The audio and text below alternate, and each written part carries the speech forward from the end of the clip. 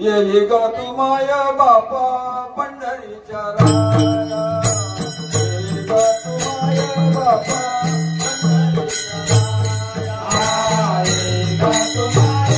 राया, येई ग तुमाय बापा पंढरीच्या राया, येई ग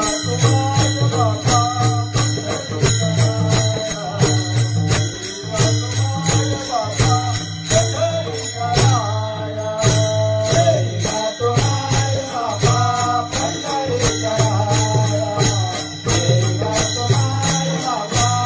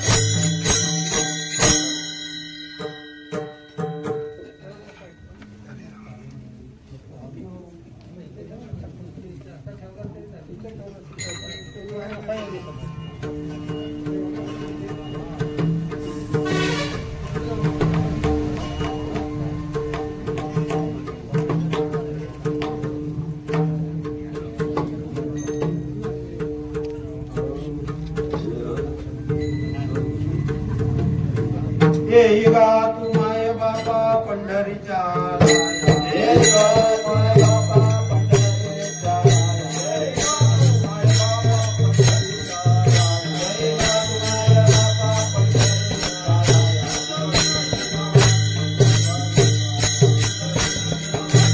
येई गा तुमाय बापा पंढरीच्या राया,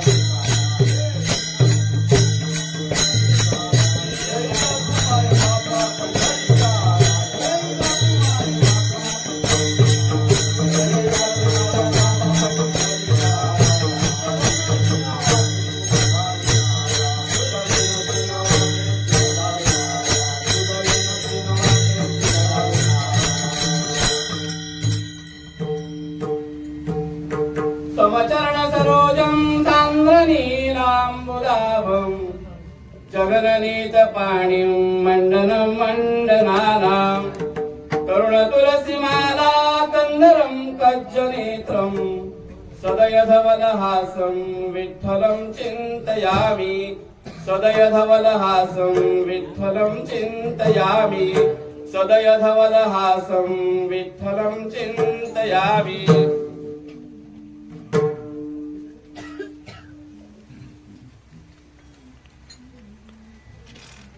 येई गाबा माय बापा पंढरीच्या राया, तुझ वीण क्षीण वाटे क्षीण झाली काया।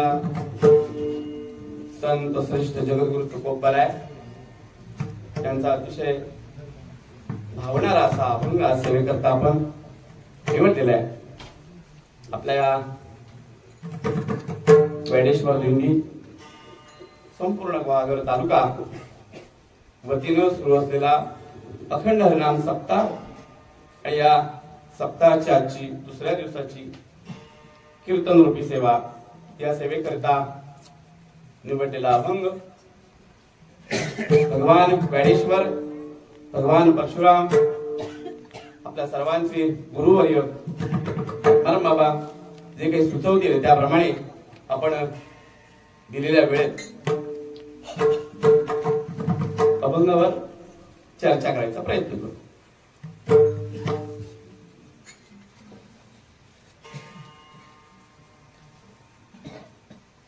खरं तर आता दुसरा दिवस आपल्या नियमाप्रमाणे नामपरभंग, पण यात नामच आहे, फक्त करुणेने घेतलेलं नामस्मरण आहे. तुकोबराय भगवंताला बोलावतात.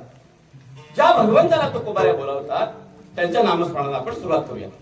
पांडुरंगा करू प्रथम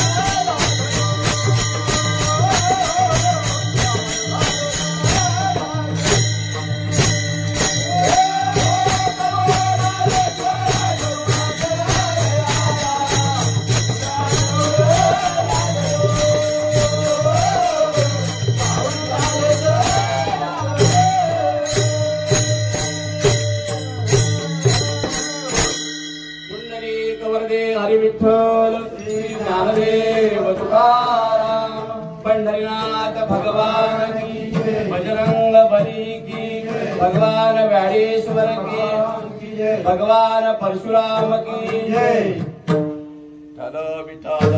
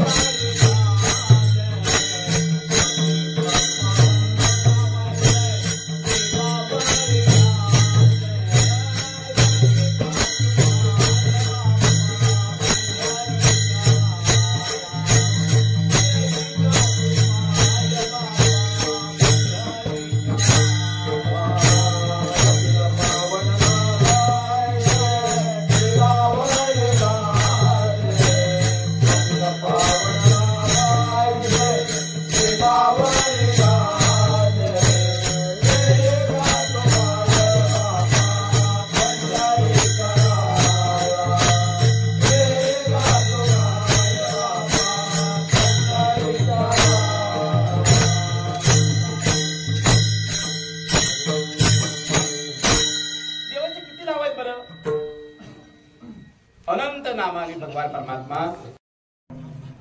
आणि हे लिहिताना जर आपण पहिली दी लिहिली तर काय होईल? दिन म्हणजे दिवस, दिवसाचा नाथ म्हणजे सूर्य होईल. म्हणून दीनानाथ, गरीबांचा नाथ तुकोबाराने उल्लेख करतात. दीनानाथ हा दीनबंधू.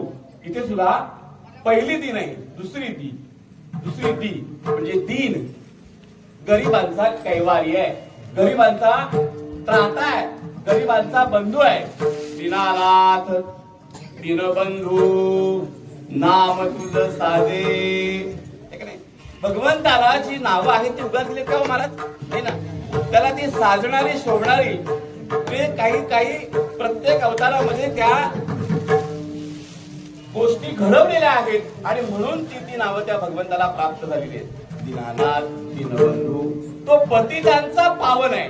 पतित पावना, पतित पावन नाम. ब्रीदावळी गाजे हे त्याचं ब्रीद आहे. पतिताला पावन करणं हे त्याचं ब्रीद आहे. आपण आपल्या शास्त्रामध्ये पाहायला गेलो अनेक दाखले असे देता येतील की अनेक पतितांचा उद्धार भगवंतानं केला.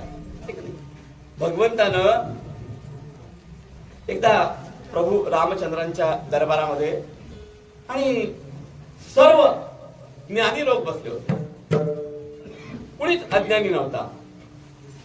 आणि इतक्यात या दरबारामध्ये संत तुलसीदासांनी प्रवेश केला. तुलसीदास दरबारात आले आणि चोख भगवंताला म्हणायला लागले, हे प्रभू रामा, तुझ्या पतित पावन नावाचा काय अर्थ आहे? निरर्थक आहे तुला नाव. अरे सगळे म्हणाले, अहो तुलसी देवाला म्हणते तुम्ही निरर्थक नाव? तुझ्या दरबारात आज बसलेल्यांपैकी कोणीच पतित नाही आणि तू पतित पावन कसला? प्रभू रामाला माहिती होतं, ज्या अर्थी तुलसीदास पूर्वार्ध मांडतात त्या अर्थी त्यांना उत्तरार्ध काहीतरी सांगायचं असणार. मग सांगा बरं तुलसीदास, तुम्हाला काय म्हणायचं आहे? हात जोडले आणि म्हणाले, देवा प्रभू रामा, आज तुझ्या या दरबारामध्ये सर्व ज्ञानी आहेत, मी एकटाच पतित आहे, मला तू पावन कर म्हणजे तू पतित पावन झालास. विठ्ठल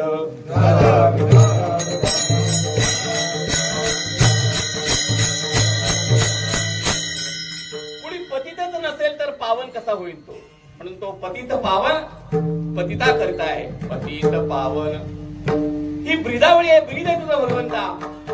मग या ब्रीदाची आठवण देवाला करून दिल्याबरोबर देव धावून येतो त्याच्या नामस्मरणात. फक्त ते नामस्मरण आपण कसं घ्यायला पाहिजे तितकं आपल्या लक्षात घेतलं पाहिजे, तितकंच महत्वाचं आहे आपल्याला. कारण आम्ही जे नाव घेतो, नाम भगवंताचं नाम घेतो, आधी नाम आम्ही घेतो का? घेतच असू तर ते कधी घेतो, कधी घ्यायला हवंय, कुठे घ्यायला हवंय? शास्त्र बरंच काही सांगतं. शास्त्र म्हणतं घरात 100 वेळा नामस्मरण घेतलं त्याचा 100 वेळाच फायदा होईल. तेच गाईच्या गोठ्यामध्ये जाऊन घेतलं तर त्याचा 1000 पटीनं फायदा होईल. तेच भगवंताच्या समवेत मंदिरामध्ये जाऊन घेतलं तर सहस्त्रावधी कोट्यावधीचा गुणाकार करून त्याचा फायदा होईल. आणि सतत निरंतर नाम घेतलं तर अगणित पुण्य होईल. आपल्याला त्याचं काय गणित मांडलं त्याचा अभ्यास करायचा नाही. आम्ही कधी नाम घेतो, मी कधी नाम घेतो, एक कधीतरी अडचण आली की नाम घेतो. अडचण आल्याशिवाय आम्हाला नाम घ्यायची आठवण होत नाही. समजा आता मी सगळ्यात भित्रा माणूस आहे, माझं नाव सगळ्यांना माहितीये, ब न, ना काना, ना मात्रा, ना उकार, ना वेलांटी, साधं नाव, साधा माणूस. एकदा शिडीवर चढलो होतो, शिडी निसण, ती कावणाला लावली, कावणा लावली शिडी, त्या शिडी नाही कळक कळक कळक, त्या कळकावरून चढलो आणि वर अडकूनच बसलो. उतरताच येईना कळकावरनं. मग मी रडायला लागलो. मग सगळ्यांनी मिळून मला कशी कशी उतरवली. तेव्हापासून मी शिडीवर माळ्यावर कुठे चढलेलो.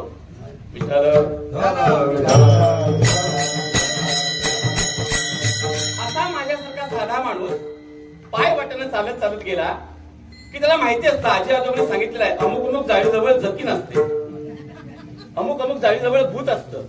ती जाळ दिसायला लागली, राम राम राम राम राम राम राम राम, जाळ जवळ आली, जाळीच्या जवळ, जाळ जवळ येत नाही, आपण जाळीच्या जवळ जातो, आपण जाळीच्या जवळ गेलो, राम राम राम राम राम राम राम राम राम राम राम राम राम राम, चालता चालता पुढे गेलो, जाळ तिथंच राहते, पाठीमागं बघतो, आता जाळ दिसत नाही, मग आमचं राम राम राम राम कमी कमी होत येतं. आता अजिबात दिसायची जाळ बंद झाली, आमचं रामनाम थांबतं. विठ्ठल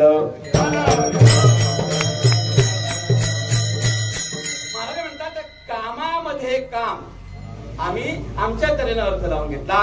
कामापुरता राम.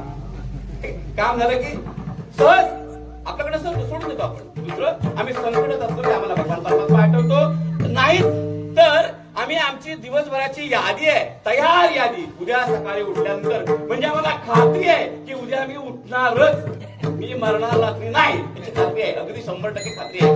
आणि मी उठल्यावर मला काय करायचं आहे सगळ्यांची यादी तयार आहे. तुमची आहे काय महाराज? तुमची यादी तयार? पण बऱ्याच तयार आहे. उठल्यावर मग उठल्यावर काहीतरी करणार ना, दिनक्रम सुरू ठरले आहे ते करणार. सर्व आमची कामं आटोपली आणि वेळ मिळाला की आम्ही नामस्मरण करणार. विठ्ठल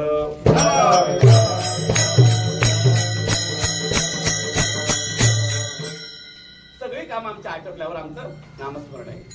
संत सांगतात असं नाही करायचंय. मग कसं करायचंय? राम नाम स्मरा आधी. रामाचं नाम कधी घ्यायचं आहे? आधी घ्यायचं आहे. आधी भगवंताचं नामस्मरण करायचं आपल्याला प्रामुख्यानं, आठवणीनं, आणि मग आपली सर्व कामं करायचे. सकळ मंगळ निधी श्री विठ्ठलाचे नाव.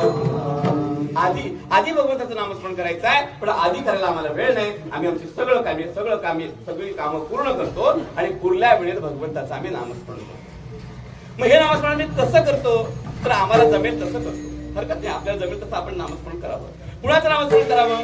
जो कोणी भगवान परमात्मा आपल्याला अगदी जवळचा वाटतो, आपलाच वाटतो, जे नाव आपल्याला आवडतं त्या भगवंताचं नामस्मरण आपण करायला हरकत नाही. कारण सर्व देव एकच. अनंत रूपे अनंत वेशे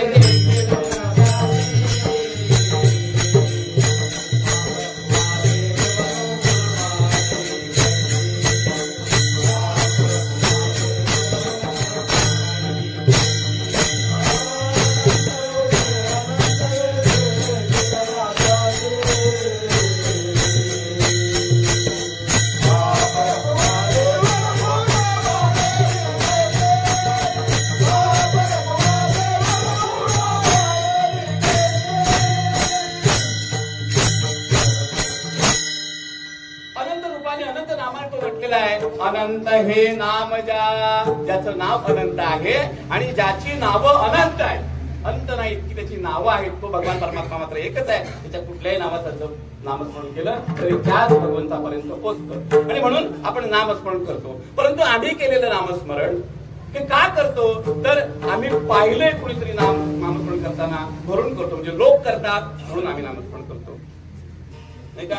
आम्ही काय करतो नामस्मरण? कोणीतरी करताना आम्ही पाहतो म्हणून करतोय. नामस्मरण आम्ही का करतो? कधी कधी आमच्या संसारातल्या प्रपंचातल्या अडचणी कटकटी दूर व्हाव्या म्हणून करतो. फळाची अपेक्षा धरून नामस्मरण करतो. कधी कधी आता आम्हाला संकट येण्याची चाहूल लागते, संकट आल्यावर नामस्मरण करतो. संकट याची चाहूल लागते म्हणून नामस्मरण करतो. काहीतरी प्रपंचातलं मिळवण्याकरता नामस्मरण करतो, काहीतरी संसारातलं मिळवण्याकरता नामस्मरण करतो, कुणाचं तरी ऐकून नामस्मरण करतो, पण नामस्मरण करतो. विठ्ठल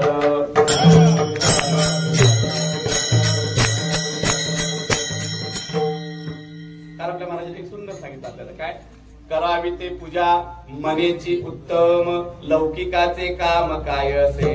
पूजा करायची ना ती मनानं करावी, लौकिका करता करू नये, दाखवण्याकरता करू नये. तसं भजन, नामसंकीर्तन, कीर्तन, नामस्मरण हे भगवंताला आपलासा करण्याकरता करायचं आहे, लोकांना दाखवण्याकरता नाहीये.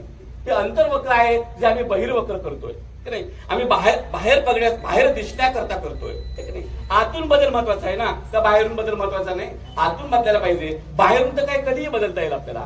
आतून बदललेलं बाहेरून दिसायला पाहिजे. आम्ही बाहेरून बदलतो ते आतमध्ये दिसायला बघतो, ते जमणार नाही. आतून आपला बदल व्हावा असं वाटत असेल तर नामस्मरण आपला आतून पाहिजे. विठ्ठला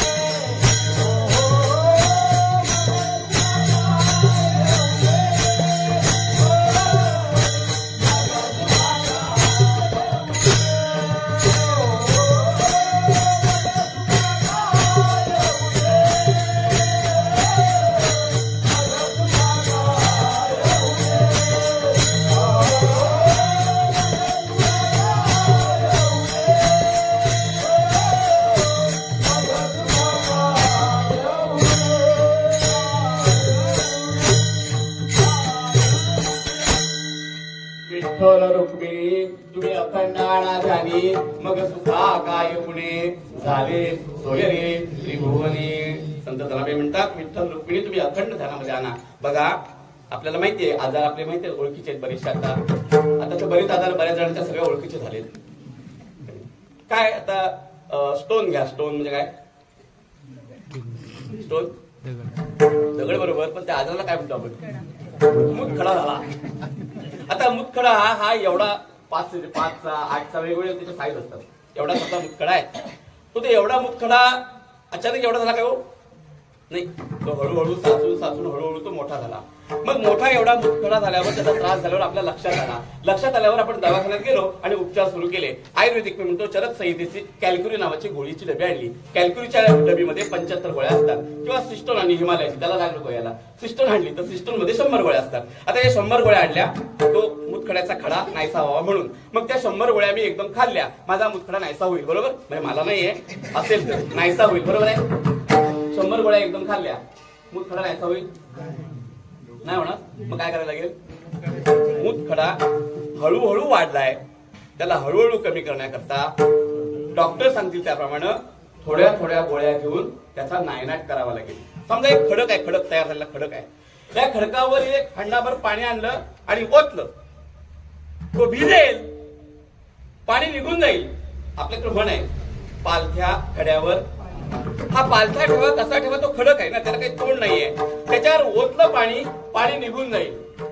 थोड्या वेळानं ऊन पडेल आणि ऊन पडल्यावर तो खडक पुन्हा सुकेल आणि सुकला पहिला होता तसाच राहील. पहिला होता तसाच राहील. त्या खडकात काही फरक पडणार नाही. पण ते हांडाभर पाणी आम्ही एका मडक्यात ओतलं. आता मडका कुंभार म्हणून मडका आठवतो. मडकं कुठं भेटतं आता मडक्याच्या ऐवजी कळशी वापरायला लागले लोक. त्याला भोग पाडतात तरी स्मशानातच ठेवतात. म्हणतात दुसरा गेला की ते आणायची. मडकं ठेवलं, त्याला छोटस छिद्र पाडलं आणि ते खडकावर बरोबर एक एक थेंब पडेल असं ठेवलं. काय होईल? हांडाभर त्या मडकाभर पाणी जेव्हा संपेल ना तेव्हा एक एक सततचा थेंब पडून तो खडक हळूहळू मऊ होत जाईल. खडक म्हणजे दगड नाही, खडक तो बनलाय ना, हळूहळू बनलाय, तो वाढलाय. तो एका एका थेंबानं ठिबक सिंचनानं कायम ओला राहून ठिसूळ होईल. आणि असा एक दिवस येईल की त्या ठिसूळपणा त्याचा इतका ठिसूळ होईल की अगदी पातळ होईल, लबलबीत होईल आणि तो नाहीसा होऊन जाईल. विठ्ठल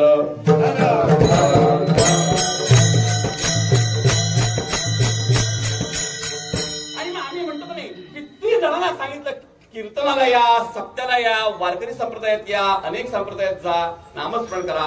कोणी नाम घेत नाही. का नाम घेत नाही? पहिलं कारण संतांच्या दृष्टीने सांगायचं झालं तर आमची सांगण्याची योग्यता नसते. अनेक दृष्टांत आपल्याला माहिती आहेत की आमची योग्यता असेल तर आमच्या सांगण्याचा परिणाम होतो, नाही तर काही परिणाम होणार नाही ना. कोण सांगतंय हे महत्वाचं आहे आणि कुणाला सांगतोय आपण तेही महत्वाचं आहे. तुकोबरायांनी किती जणांना सांगितलं का नाही? हा कारोनी सांगे तुका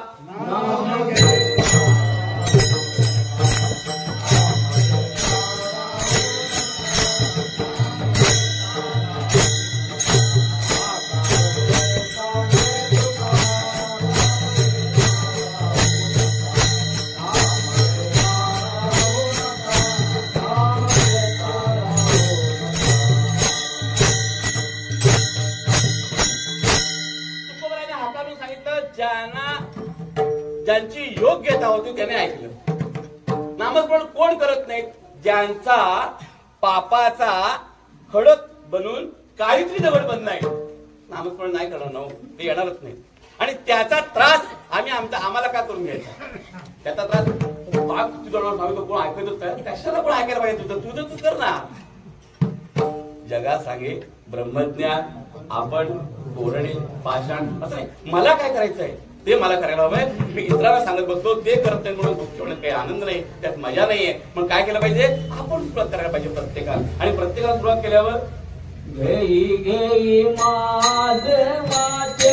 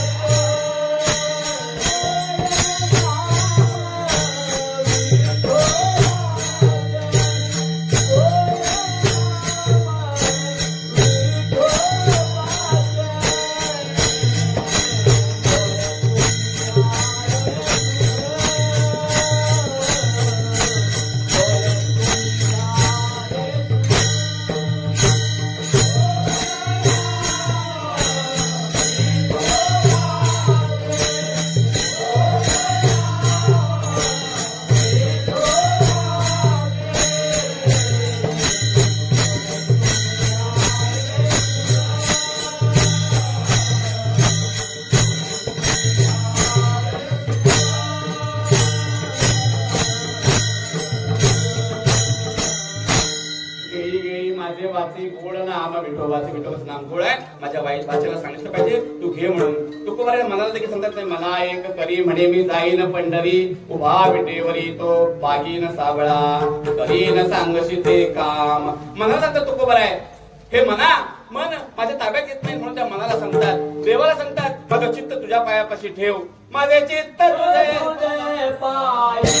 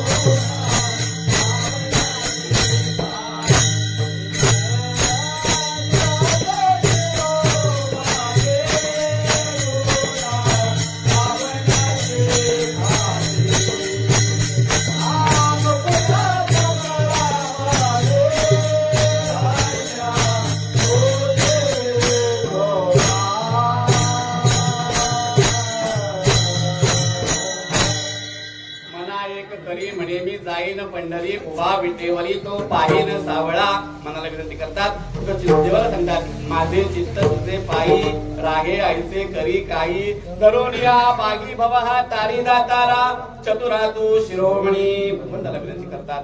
पण एकंदर काय तर माझं मन चित्त एकाग्र होऊ दे आणि एकदा का नामस्मरणाला लागू दे. नामस्मरण करणं खूप कठीण आहे आणि म्हणून एकदम घडाभर पाणी ओतलं त्याचा उपयोग होणार नाही, थेंब थेंब द्यायला पाहिजे. तसं आम्हाला लोक आमचे पापाचे घडे पापाचे दगड इतके कडक बनले, त्याला एकदाच पाणी ओतून चालणार नाही. त्याला सतत थेंब थेंब थेंब थेंब सतत नामस्मरण केलं पाहिजे.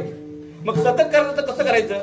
आम्ही काही कामधंदा करायचंच नाही काय? नाही ना, करायचं ना. पण आमचं प्रत्येक काम, मी जे सकाळी उठून माझं अंगण झाडेल ते माझ्या देवाच्या मंदिराचं अंगण झाडेल समजायचं, आहे का नाही?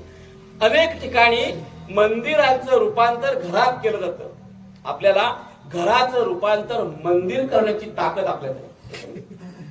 मंदिराचं रूपांतर घरात करणारे लोक बघितले, पण घराचं रूपांतर आपल्याला मंदिरात करायचं आहे. या देहाचं रूपांतर आपल्याला देवळात करायचं आहे, तर तो ईश्वर जाणेल ना. मी बऱ्याच वेळा सांगतो, परत परत सांगत नाही, त्याची पुनरावृत्ती होते तेच ते कशाला म्हणून सांगत नाही. पण या देहात देव आहे आपल्याला कळलं पाहिजे, तो पुढे बघू आपण. पण आम्हाला नामस्मरण सतत करायला पाहिजे, एकदाच करून चालणार नाही ना. जसं तो कॅल्क्युरी एकदाच खाऊन माझा स्टोन नाही सावणार नाही, तसा माझा जमा झालेला कडक कडक पापाचा ठिसूळ करण्याकरता सतत नामस्मरण केलं पाहिजे. मग सतत नामस्मरण करायला मला काय बाकीचे कामधंदा नाहीये, मला काय वेळ नाही आहे ना वेळ. पण आपण जे जे काही करू, अंगण झाडू देवाचं अंगण झाडलं, पूजा करू देवाची पूजा केली, जेवू देवाला नैवेद्य. मी जेवतो म्हणजे काय करतोय, आतमध्ये देव आहे का नाही, तो स्वतः त्या आणि काय म्हणू त्याला आपण यज्ञ आहे आतमध्ये का नाही. उदरवर्ण नोहे पोट भरणं नाही आहे, तो यज्ञ आहे. बरं त्या यज्ञाला ना माझा मुलगा बसला, ना माझी मुलगी बसली, ना माझे आई बाबा बसले. यज्ञाला बसलाय कोण? आपली यज्ञ जो आहे ना, ते यज्ञाला बसलाय कोण? तर खुद्द भगवान परमात्मा त्या यज्ञाला बसलाय. मग ज्या यज्ञाला भगवान परमात्मा बसलाय त्या यज्ञात मी काय आहुती टाकायची मला कळलं पाहिजे का नाही. आणि म्हणून हे या सगळ्याची सांगड बांधल्यानंतर आपल्याला कळतं की नामस्मरण सतत घ्यायला हवंय. मग सतत घ्यायचं म्हणजे काय, त्याच्या अनुसंधानात राहायचं. भगवंताच्या अनुसंधानात प्रत्येक गोष्ट ही तोच करतोय असं आपल्याला खात्री झाली पाहिजे. जे जे काही करतोय ते तोच करतोय. माझ्या समोर बसलेले बघा, गंमत सांगतोय एकदा, शाळेत होतो मी 10वीला, जामसूत संस्थेची शाळा, संस्थेचे लोक येणार आणि मग उत्तम असं नाटक त्यांच्या समोर करायचं ठरलं संस्थेच्या लोकांसमोर. आता त्याला मराठी काय समजत नाही, इंग्लिश मधलं नाटक आणि त्याच्यामध्ये मग आम्ही सगळे विद्यार्थी नाटकाची रिहर्सल सुरू, इंग्लिश मधलं सगळं नाटक. किती मला पुण्य किती, भाऊना पुण्य किती, सगळ्या टाळकऱ्यांना पुण्य किती, खाली बसणाऱ्यांना पुण्य किती. माझ्या अभ्यासाप्रमाण सर्वांना पुण्य समान, कमी अधिक पुढे नाही. कोण कसली प्रकारची सेवा, सेवा एके सेवा, सेवा दुणे सेवा, सेवा नववे सेवा आणि सेवा दाहे विठ्ठल. आणि मग हो, तुमच्या समोर बसलेली सगळी लोक काळोखात असतील, तुम्ही स्टेजवर उजेडत असाल, त्यावेळेला तुमची नाटकाची भूमिका उत्तम पार पाडावी असं तुम्हाला वाटत असेल तर तुम्ही समजून घ्यायचं आहे की तुमच्या समोर सगळे दगड बसलेत. हा खरं आहे. नाटक काम करणारे माणसं असतात ना, बरीच जण असतील, त्यांनी काय समजायचं नाटक करताना, माझ्या समोर बसलेले सगळे दगड आहे आणि असं समजून आपण आपली भूमिका केली की ती उत्तम भूमिका होते. कुठं?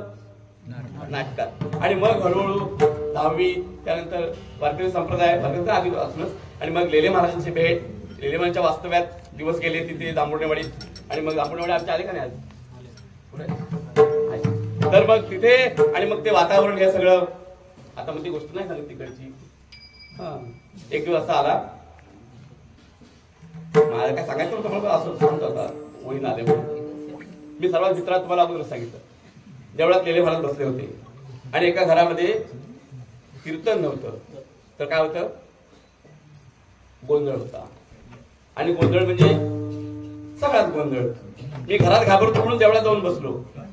तेवढ्या सगळी वाडी तिकडे गेले गोंधळाला, तू इकडे एकटा कुठे चुकलास? म्हटलं नाही, मला घरात भीती वाटते आणि गोंधळ मला आवडत नाही, तिकडचं जे काय चाललंय ते मला आवडत नाही म्हणून मी तुमच्याजवळ आलोय. आणि मग त्यांची माझी भेट झाली आणि मग त्यांनी जे मला माझ्या मस्तकावर तो हात ठेवला त्याचा हा परिणाम आहे. आणि मग झालं, सरांनी सांगितलं की तुला असं केल्यावर दगड आहे ते लक्षात घेतल्यावर नाटक उत्तम होईल. आणि मग वारकरी संप्रदायात आल्यानंतर सर्व जे वारकरी, जी मोठी मोठी मंडळी मला गाठली, भेटली, मोठी म्हणजे उंचीला नाही, पैशाला नाही, धनाला नाही, मनाला मोठी असलेली मंडळी जी भेटली, त्यांच्याकडनं लक्षात आलं, हे बबन, तुला जर का उत्तम कीर्तन करायचं असेल, कीर्तन सेवा करायची असेल, उत्तम कीर्तन म्हणजे पैसा कमवण्यासाठी कीर्तन नाही, कॅसेट करण्यासाठी कीर्तन नाही, शहरामध्ये जाऊन कीर्तन करण्यासाठी नाही, डीजेवर कीर्तन करण्यासाठी नाही, उत्तम कीर्तन म्हणजे काय, मनापासून कीर्तन, अंतरंगापासून कीर्तन करायचं असेल तर तू जेव्हा कीर्तनाला उभा असशील तेव्हा समोर सगळे देव बसले तसं समोर, म्हणजे समोर दगड बसले तसं समजल्यावर नाटक उत्तम होतं आणि समोर देव बसले तसं समजल्यावर कीर्तन उत्तम होतं. विठ्ठल.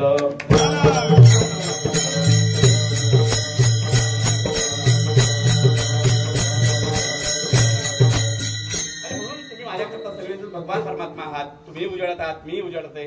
आणि म्हणून अशा या भगवान परमात्म्याचं नामस्मरण करायचं. म्हणून जो कोणी भेटेल तो माझ्याकरता देव आहे. जनी जनार्दन, जनी जनार्दन, लोकांमध्ये भगवान परमात्मा आहे अशी आपण जाणीव करून घ्यायची. पशु पक्षी सगळ्यामध्ये, सजीवांमध्ये भगवान परमात्मा आहे. देव कुठं नाहीये, जळी स्थळी काष्टी पाषाणी सगळीकडे. विठ्ठल जळी स्थळी भरला, रिता ठाव नाही उरला, आजी म्या दृष्टीने पाहिला विठ्ठलची विठ्ठलची. जिकडे पाहो तिकडे, जिकडे पाहे तिकडे, जिकडे पाहे तिकडे चतुर, जिकडे पाहे तिकडे भगवान परमात्मा, अशी आपली भावना झाल्यानंतर त्याचं नामस्मरण करायला किती वेळ लागणार? कारण आपण आठवू ते त्याचंच नाव असेल, जे घेऊ ते त्याचंच नाव असेल, जे गाऊ ते त्याचंच नाव असेल. त्याच्या संगतीत, त्याच्या अनुसंधानात राहू, त्याला आठवत राहू. जो मला भेटला तो देव, जो नाही भेटला तोही देव, ज्यानं मला माझ्या पाठीवर थाप मारली तोही देव, आणि ज्यानं मला शिवी दिली तोही देव, जो मला जन्माला घालून माझं पालन पोषण करतो तोही देव, आणि मला शेवटी घेऊन जायला येणार आहे तोही देव. ही एकदा खात्री झाली की आपल्याला आणखीन वेगळं त्याचं अनुसंधान साधण्याची आवश्यकता नाही. हे एकदा का अनुसंधान आपल्याला जमलं की मग त्याचं नामस्मरण सतत होतं. आपल्या श्वासागणिक त्याचं बघा, आता तर पुरुष कमवल्यानंतर महिलांकडे सगळा पैसे देतात आणि ते मोकळं डोक्यात ताप नाही, तू काय तो व्यवहार बघ सगळा. पूर्वी असं नव्हतं. मग त्याच्या गव्हर्नमेंट होत्या, त्या गव्हर्नमेंटकडे पैसा लोक होता काय? हो नाही. पैसा लोक कोणाकडं?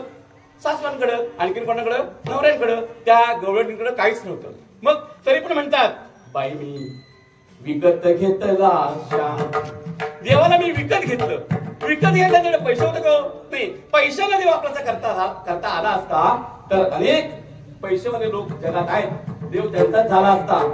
मग देव त्या पैशावाल्याचा आहे का? नाही ना. मग कुणाचा आहे? यांनी विकत घेतला देव. कशाच्या बळावर? कशाच्या जोरावर? जन्मभरीच्या श्वासा इतुके गाई येले हरिनाम. जितक्या वेळा माझा श्वासोच्छवास तितक्या वेळा भगवंताचं नामस्मरण त्या गोपिकांच्या गवळणीने केलं. तसं आपल्याला जेव्हा जेव्हा आठवण होईल भगवंताची तेव्हा तेव्हा त्या श्वासात बसवायचं आहे. लोकांना ऐकण्याकरताची आवश्यकता नाहीये. मला माझं कळलं पाहिजे. माझा भगवान परमात्म्याशी अनुसंधान असलं पाहिजे. माझ्या प्रत्येक श्वासागणिक श्वासाच्या प्रत्येक उच्छ्वासा वेळेला श्वासा वेळेला मला एक नाम बसवून घ्यायला लागेल. समजा मला विठ्ठल म्हणायचं आहे तर मी जेव्हा श्वास घेतो मला जेव्हा आठवेल आता मला मी जागा आहे मला आठवतंय तेव्हा वी म्हणेन आणि सोडताना ठल म्हणेन. विठ्ठल विठ्ठल विठ्ठल. आपुले आपण करा सोडवण. आपुले आपण नामस्मरणाची सवय करून घेतली की आपल्याला आपली सोडवण करून घेता येईल. पण हे कठीण आहे का सोपं आहे? त्याच्याकरता सोपं आहे ज्याला हे पटलंय. त्याच्याकरता सोपं आहे ज्याचं पुण्य आहे. कठीण कोणाकरता आहे? ज्याच्या पापाच्या राशेत त्याला हे कठीण आहे. त्याला नाम आठवणार नाही. तो नाम घ्यायला गेला त्याला नाम येणार नाही. वाल्याफळाचं उदाहरण सर्वांना माहिती आहे. त्याला राम म्हणता येत होतं. तो मरा म्हणाला. पण त्यांना गुरु सुद्धा तसेच भेटले होते. गुरु असे नाही भेटले की मी म्हणेन तसं कर. नाही तुला जमेल तसं कर. तुझ्या कलानं तू घे. असे गुरु हवे आम्हाला सर्वसाधारण माणसांना की आमच्या कलानं आमच्या योग्यतेप्रमाणे आम्हाला योग्य ठिकाणी देऊन ठेवतील. आहे का नाही? त्यांची जबरदस्ती नसणार आमच्यावर तर आमची योग्यता पाहून ते उपचार करतील. मग ते म्हणाले नाहीत राम राम म्हणून असंच म्हण असंच कर. ते म्हणे तुला जमते तसं म्हण. युक्ती सांगितली. परिणाम मरा मरा म्हणताना राम राम झालं. म्हणजे काय झालं तर त्याचं महत्वाचं एक मधलीच एक बाप सांगून पुढे जातो. काय सांगित होतो वाल्या कोळ्यांनी त्याला म्हणजे कोणाला? नारदाला काय सांगितलं होतं? तुझ्याजवळ जे काही असेल ते मला दे.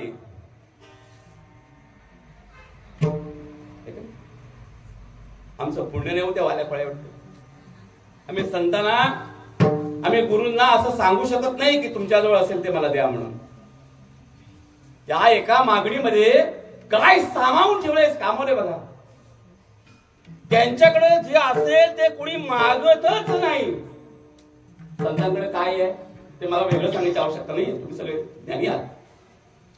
पण संतांकडे असलेलं मागणं वाल्या पळायला जमलं. तुम्हा आम्हाला जमलं पाहिजे. काय म्हणाला होता तो? तुमच्याकडे काय असेल ते द्या.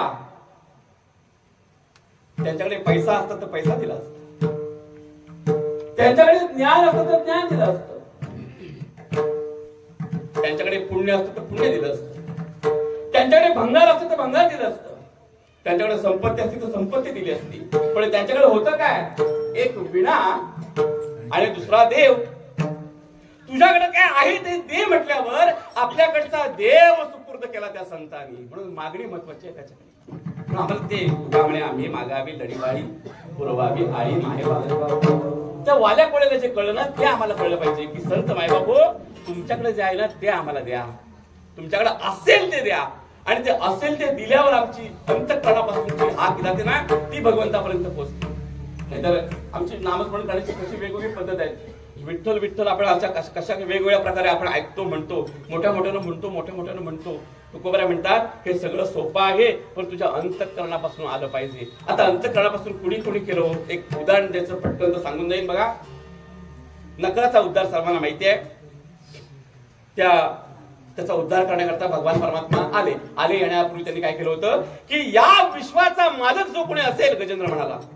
सगळी कथा सगळ्यांना माहिती आहे.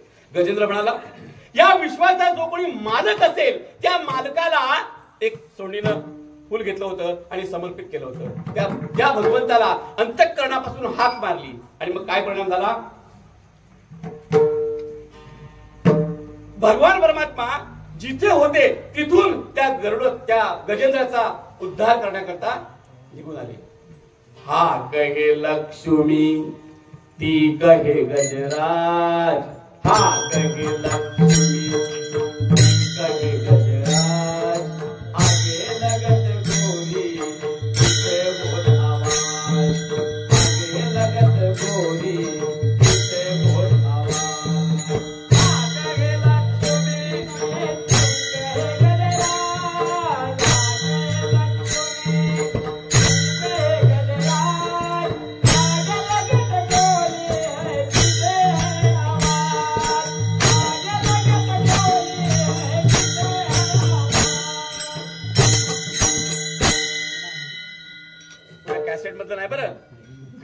गाढवा आहे.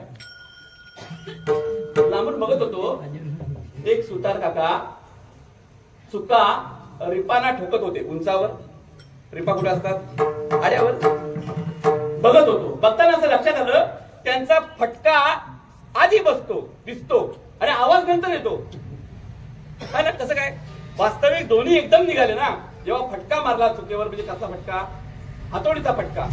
जेव्हा हातोडीचा फटका मारला त्याच वेळेला आवाज निघाला, बरोबर?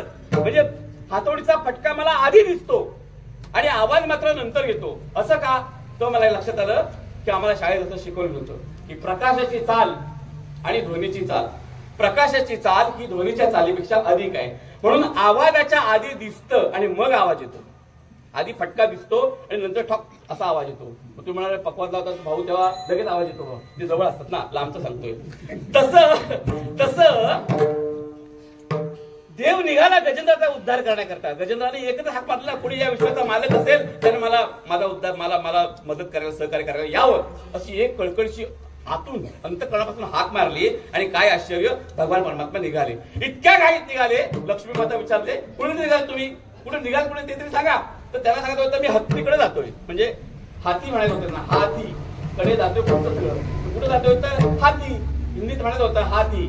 तर लक्ष्मी जवळ भगवान परमात्मा हा म्हणाले आणि हातीतला थी म्हणण्याकरता कुठे पोहोचले? गजेंद्र जवळ. हा कहे लक्ष्मी, ही कहे गजराज. हा कहे लक्ष्मी, ही कहे गजराज. आगे लगत गोली, तिचे होत आवाज. आधी गोळी लागते आणि मग आवाज येतो. तसं भगवान परमात्मा हा तिथं म्हणाले, ती म्हणायला तिथं पोहोचले. इतक्या त्वरेनं किती त्वरेनं भगवान परमात्मा येतो? जितक्या त्वरेनं आपण अंतःकरणापासून हात करतो. भिंत आहे, भिंत निष्ठात माझ्याकडे चेंडू आहे आणि हा चेंडू जितक्या जोरात मी त्या भिंतीवर मारेन, हातात कधी घेतला नाही, क्रिकेट कधी खेळलो नाही, पण सांगतोय असं जितक्या जोरात मारेन तितक्या जोरात तो परत येईल का नाही? येईल का नाही? जितक्या जोरात मी मारेन तितक्या जोरात तो चेंडू भिंतीवरनं परत माझ्याकडे येईल. पण कुठला चेंडू? जो फुटलाय नाही तो फुटका चेंडू मारला तर तो डुबुक तिथंच खाली पडेल. तो परत काय येणार? आपलं नामच पडलं का असा फुटका असलं ना तर तिथंच पडतं, देवापर्यंत पोहोचतच नाही. त्या गजेंद्राचं आतून होतं. त्या पांचालीला सभेत आणलंय. तो दुर्योधन साडी सोडतोय, ओढतोय. देव म्हणाल ना आता हिला साडी देतो म्हणून. त्या साडीची घडी करून हातातनं घडी मोडेल ती, तोपर्यंत हा काय ऐकणार आहे काय? का? त्याचं कारण दुर्जनांची शक्ती एकवटलेली असते. काय करायचंय दुर्जनांचं तयार आहे,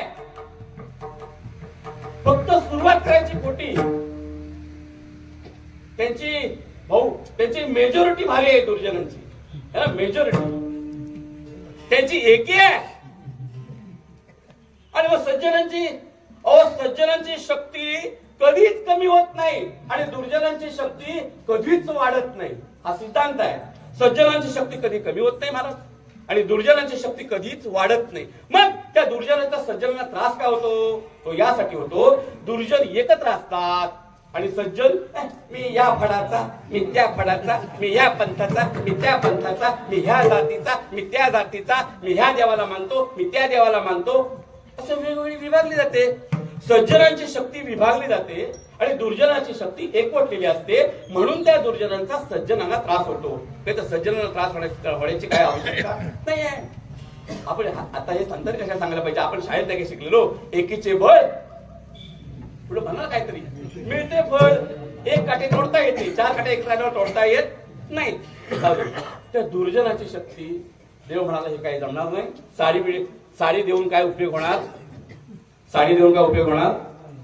तुम्हाला साड्या मिळेल त्याला मी सांगत नाही, मी हे कथेतलं सांगतोय. साडी देऊन काय उपयोग होणार नाही. मग देव म्हणाला साडी देऊन उपयोग नाही, मलाच साडी व्हावं लागेल. आणि भगवान स्वतः द्रौपदी करता आपण स्वतःहून साडी बदला. कुठे गुंतला द्वारकेच्या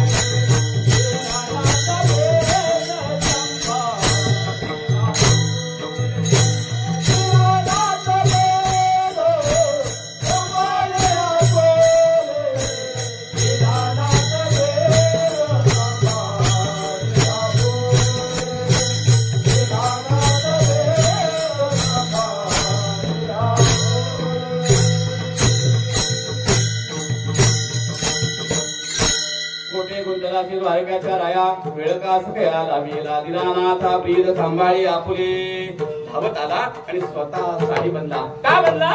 ती म्हणाली जोपर्यंत मी माझं सर्वस्व करण्यास तयार आहे असं तिच्या मनामध्ये होतं तोपर्यंत देव आला नाही. जेव्हा तिच्या मनामध्ये आलं सर्व पती माझे बसलेले आहेत आणि ते सगळे पती मला सहकार्य करतील असं जोपर्यंत तिच्या मनामध्ये होतं तोपर्यंत देव आला नाही. स्वतःच काय होणार नाही, सगळ्या पतींकडनं काही होणार नाही, आता कोणाकडनंच काय होणार नाही. आता माझी लाज देवा तुझ्या हातात म्हणून दोन्ही हात वरती केल्याबरोबर भगवान परमात्मा त्या आर्ततेनं हाक मारल्यावर धावून आला. अनेकांकरता पुराणामध्ये आला बघा. हिरण्यकश्यपूचा मुलगा काय बरं नाव त्याचं? प्रल्हाद. नुसता प्रल्हाद नाही, भक्त होता. आणि त्या प्रल्हादाकरता कसा आला? हा केसरशे ओढे घालून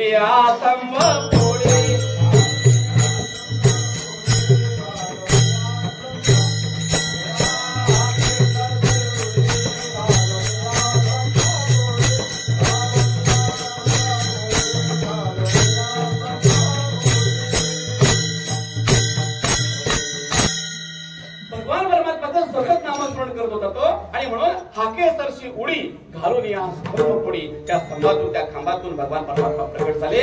हाकेसरशी आले का तर ती हाक अंतःकरणापासून होती आणि ती हाक सततची होती. सदा नामघोष करू हरिकथा तेणे सदा चिंता समाधान. सतत नामस्मरण होतं आणि भगवान परमात्मा पटकन धावून आले. असे सर्वांकरता आले आणि आमच्या करता येतील असं आपण म्हणत असू तर ते चुकीचं आहे. हे माझं वाक्य आहे. आपल्या करता देव येईल ही गोष्ट चुकीची आहे. कारण आपल्याला माहित नाही आपल्या करता देव किती वेळा आलाय. काय आहे आपली दृष्टी आहे ना. तर मीच चष्मेवालच आहे. बरं चष्म्यात आमची एकी आमच्या घरात 6 माणसावर आम्ही सगळ्यांना चष्मा सगळे एका पत्ताची सगळ्यांना चष्मा एकी सगळ्यांना चष्मा आहे की नाही. आपली दृष्टी आहे ना ही बहिर्वत आहे. आतलं दिसत नाही ना. आतमध्ये काय आहे ते आत वळून आपण सगळ्या 5 इंद्रियांनी आतमध्ये वळून अभ्यास करू ना तेव्हा आपल्याला कळेल की भगवान परमात्मा आपल्याला किती वेळा सहाय्यभूत झाला. आम्ही इतरांचा अनेक प्रकारे अभ्यास करतो, आम्ही आमचा अभ्यास करत नाही. सर्वांच्या मोबाईल मध्ये जगातल्या अनेकांचे फोन नंबर आहेत पण आपल्या मोबाईल मध्ये आपला फोन नंबर नाही. आपला फोन नंबर नसल्यामुळे आपला आपल्याशी संवाद होत नाही. माझा मजशी परिचय झाला. संतांचं काय झालंय त्यांचा त्यांच्याशी परिचय झालाय. आपला आपल्याशी परिचय करून घ्यायचा आहे. आपण अंतर्वक्र नसल्यामुळे आपला परिचय आपल्याला नाही, आपल्याला जगाचा परिचय आहे. आमच्या अनेक इतिहासांना आम्ही गोष्टी रूप म्हणतो आणि सोडून देतो. नाही गोष्ट म्हणजे काय मला काय तुम्ही सांगा ना. मला समजत नाही हो. गोष्ट म्हणजे काय? अप्पा गोष्ट म्हणजे काय हो? खऱ्या घडलेल्या गोष्ट म्हणायचं का काल्पनिक असं त्याला गोष्ट म्हणायचं? नाही गोष्ट कशाला म्हणायचं हो? गोष्ट कशाला म्हणायचं? खऱ्या घडलेल्या घटनेला गोष्ट म्हणायचं का काल्पनिक असते तिला गोष्ट म्हणायचं? बरोबर ना. आमचा इतिहास जे खरं घडलंय राजा राणीचे नको चिऊ काऊची नको. पुढं गोष्ट मला सांग आई रामाची वेळ आता झाली माझी. अरे रामाचा आपला इतिहास आहे आणि ती काल्पनिक गोष्ट म्हणून आम्ही स्वीकारली ना म्हणून आपण इथं मागं आहोत. आम्हाला इतिहासाला गोष्टीत रूपांतर करायला शिकवलं गेलं. आम्ही शिकलो कारण लोक सूर्य पश्चिमेला उगवतो, चंद्र अमावस्येला मोठा दिसतो दिसतो. आम्ही आमचं डोकं वापरत नाही. 2-3% पण आपली मेमरी आपण वापरत नाही. सगळे लोकांनी म्हटलं तेच आम्ही होय म्हणतो. विठ्ठल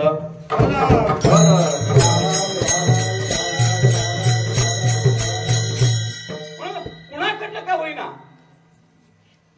कुणाकडूनही पण निष्ठेनं केलं त्याचा उपयोग होतो. कुणाकडनं पण निष्ठेनं आपण जर केलं त्याचा उपयोग होतो. हे जरा कठीण आहे. बघा या सगळ्यांनी अंतःकरणापासून देवाची हाक मारली. देव धावून आला. कशी हाक मारली? अभंगाच्या पहिल्या चरणात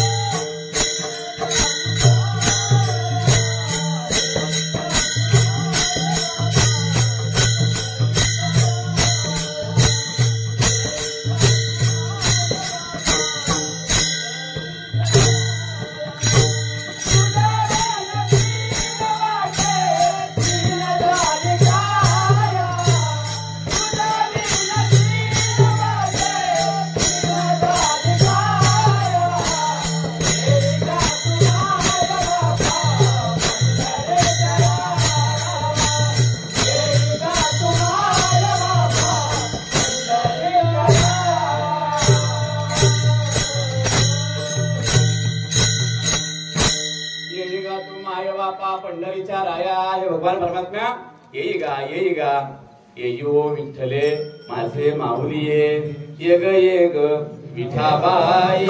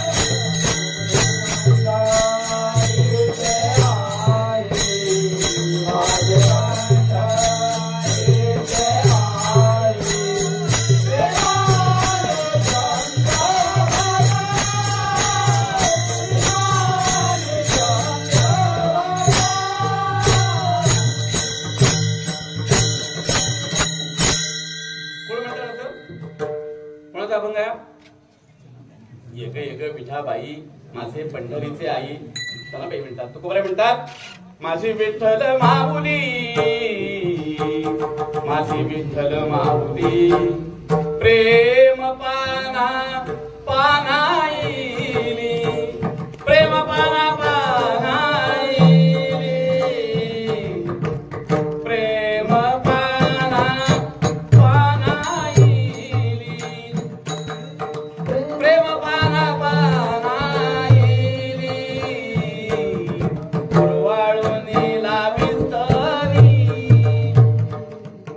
माझी विठ्ठल माऊली प्रेम पाना पानाईली. एका ठिकाणी हाक मारतात तुकोबराय धाव घाली आई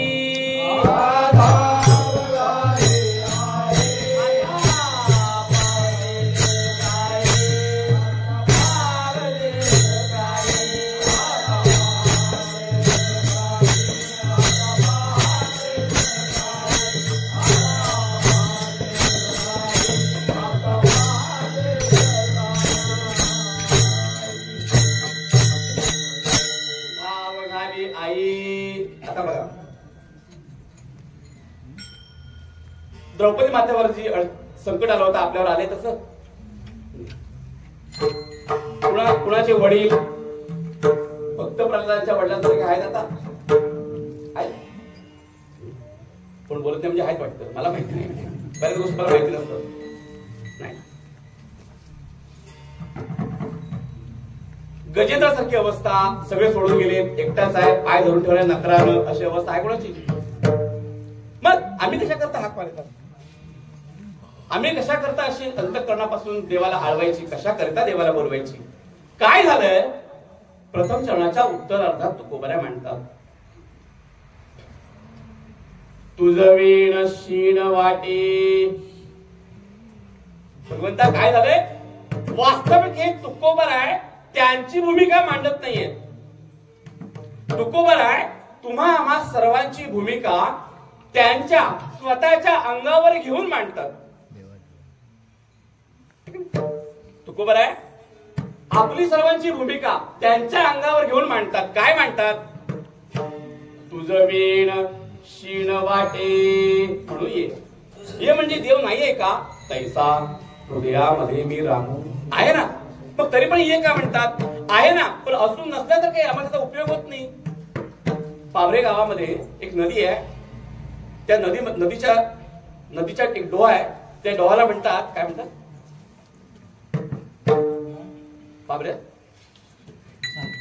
साळका ओळखा. तिथे कथा मी नेहमी बऱ्याच वेळा विस्तृत सांगतो आता पटकन एका वाक्यात सांगतो. त्या शेतकऱ्यांना खूप अज्ञात शक्तीकडून त्रास व्हायचा शेती पळवून न्यायची. राखणदार नवरा बायको म्हातारे राखणदार राहिले आणि कोणीतरी ते चोरून नेतात. लक्षात आलं शेती कापून नेतात सगळ्या लोंबी भाताच्या लोंबी कापून देतात उमरातनं भाताच्या लोंबी कापून नेतात आणि नेणारी व्यक्ती येते पण त्या डोहात आणि जाते पण डोहात.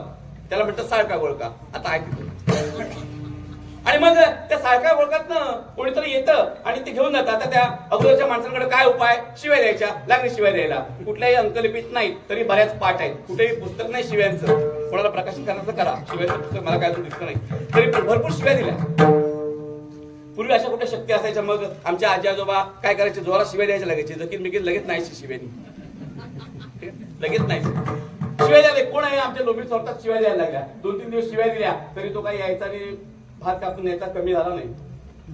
मग त्यांनी दगड गोळा करून ठेवले, बारके बारके दगड गोळा करून ठेवले आणि मग आला की त्याला मारायचे दगडांना. आणखी 2-3 दिवस सपाटा लावला, त्याला दगडांना मारले तर टोपीच आपला वेचायचा, दगड वेळ लागत नव्हते त्याला, तो आपला घेऊन जायचा. आणि मग हरले आता दगड मारून झाले, सगळ्या लोकांना बोलवून झाले, सगळ्या शिवाय देऊन झाल्या, सगळं काय उपाय होत नाही, आता काय करायचं, आता काय करायचं म्हणता म्हणता तो मग बोलायला लागला, अरे तुमचं मी भात कापून देतो, त्याचा मोबदला तुम्हाला पाहिजे काय? थोडं म्हणजे काय, आमचे कष्ट चोरून येतोस तू कोणतरी बाबा, त्या नदीत पुढे जातोस, गायब होतोस, आम्हाला मोबदला पाहिजे तर. मग म्हणाले उद्या संध्याकाळी या 4 वाजता तुम्हाला मी त्याचा मोबदला देऊन टाकतो. हे खुश झाले. आता त्यांना वाटलं भात कापून देईल, त्याच्याबद्दल काय देतील, हरिक देईल, आणखी काय देईल, 12 बरोबर पद्धती होती तशी हे घ्या, त्याच्याबद्दल तुमच्याकडे असेल ते द्या, त्याप्रमाणे काहीतरी दिलं असतं तर वाटलं. आता ह्या दुसऱ्या दिवशी 4 वाजता आले आणि त्यांनी म्हणाले परत भात कापून द्यायला. अरे तू कबूल केलं होतंस, काल जे दिलंस, काल आमचं भात दिलंस, एवढे दिवस भात चोरून देतोय, त्याच्या बदली तू काहीतरी देणार होतास, आज पण भात कापून द्यायला लागलास, काय देत नाही काय नाही. जाताना त्याने एक सोन्याची वीट टाकली, हो दगड टाकला पुढ्यात आणि निघून गेला. त्यांनी उचलला, अरे हा लकलकणारा दगड दिली, काय उपयोगाचा आहे आमच्या, अरे चांगला सोन्यासारखा भात दिली आणि हा दगड दिली, लकलकणारा दगड, काय उपयोग आहे. तो निघून गेला. तो दगड त्याने आणले, खरी हकीकत आहे.